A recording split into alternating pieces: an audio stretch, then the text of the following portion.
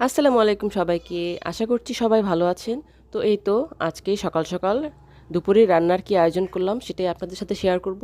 এই তো দেখতে পাচ্ছেন এটা সামুদ্রিক টুনা ফিশ। তো এই মাছটি আমাদের অনেক বেশি পছন্দের। তো আজকে টুনা ফিশ ভুনা করব। তো আপনাদের সাথে একটু একটা জিনিস শেয়ার করছি। দেখুন টুনা ফিশের পিসগুলো আমাদের বাজার থেকে করে নিয়ে আসা হয়েছে। আর আমার কাছে পিসগুলো একদম পছন্দ হয় নাই, কারণ হলো পিসগুলো কেমন যেন ছোট ছোট ছিল, সবগুলো না, বেশিরভাগই ছোট ছোট পিস ছিল। আমার আবার কেমন জানো না হলো অন্য কারো পিস করা আমার খুব একটা পছন্দ নয়। তো এই তো এখানে টুনা ফিশটা আমি এখন ভেজে নেব ভুনা করার জন্য, যেখানে হলুদ লবণ মরিচ গুঁড়া মরিচ দিয়ে ভালো করে মাখিয়ে নিলাম। এখন এই মাছগুলো ভেজে নেব।